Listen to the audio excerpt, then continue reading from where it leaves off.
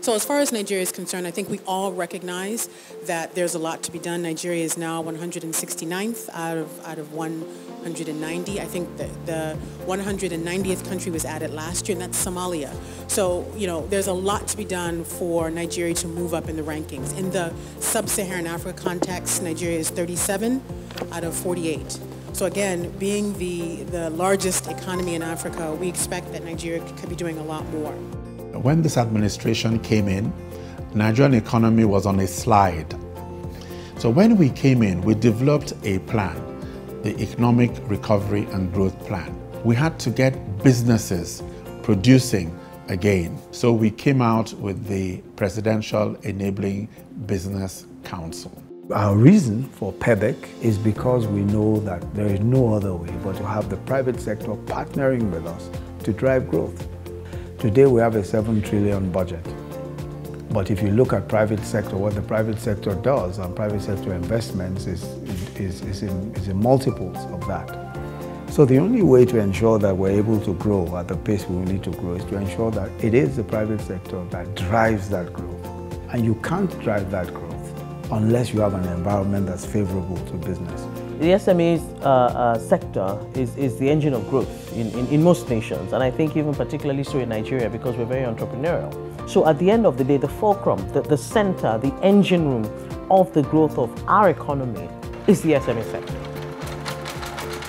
The challenges that businesses face generally, and those are the three things that we took as the cornerstone of this project in every area that we work in, is the speed of doing business, the cost, and transparency, access to information. Without exception, reforms fall into those categories. So we took up the challenge to work on those things. We also try to be very responsive. Prior to what has just happened, we had like 4 or 5 different forms you have to fill. Now we have one single form. Then we also deployed the company's registration portal, which enables customers to now do the registration online from the comfort of their office or their home. We have made it easy to pay tax, so you can pay your taxes online. You can pay your taxes anywhere in the world as long as you have an internet connection. And basically, you can also download your receipts immediately. We have a situation where every permit, every approval that is required in terms of regulation, there's a stipulated time frame with which our agency needs to respond.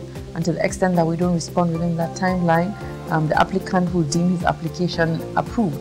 One of the bottlenecks we have that sort of challenges ease of doing business in the port is the congestion of cargo. So we would realize the need to deploy rail, for example. We have minimal rail access into the port locations.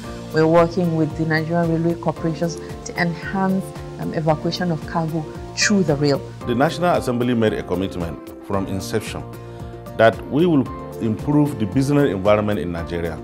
And then the issue of credit came. People have to get credit to be able to establish small businesses and rest. And then we said, okay, fine, we will do the credit reporting bureau, and then we will do the movable assets bill to provide an enabling environment for investment in Nigeria. What we have done in Lagos State is to designate 15 courts now over the 7 magisterial districts that we have in Lagos State. And it's the first of its kind in this country. From the inception of filing to the service hearing of evidence in the court and to the conclusion of that matter must not exceed 90 days. This will encourage more business activities. Nigeria's journey in this has been quite phenomenal. I also want to mention something about that's very particular to Nigeria and the work that EBIS and Pebec are doing, which is that they've looked at the issues and they said, look, airports are very important to us. Entry and exit of people is something that we want to tackle. When an investor comes, first thing they get to the country is the airport. Let's take a look at our airports. And I really, really think it was such a great idea. Unlike before, you apply for visa, it stays for 1 month, 2 months, nobody replies. Now we have mandated our office that you need to respond within 48 hours. This is easing the business. By October 2017, when the results came out on the 31st of October, we moved up 24 points. We were one of the 10 most reformed economies in the world in 2017. We became number 6 in the world in areas of getting credit.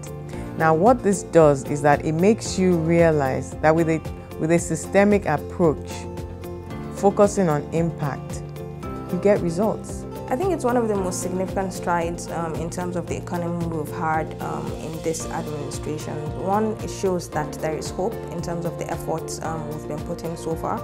And secondly, it means things are actually working. Investors like the direction in which government is going. They believe that even if things are not moving as fast as they would like, they are moving in the right direction. So investors can plan on the basis that the improvements will continue. I think for us, remember that the vision is to become one of the most attractive and easiest places to do business in the world. That's a tall order. Now, what it means is that we must continue to improve. It's a journey of continuous improvement. What we would like to see is in the year 2019, where the Financial Times will write an article talking about the economic miracle in Nigeria and saying that the secret was because we improved the ease of doing business.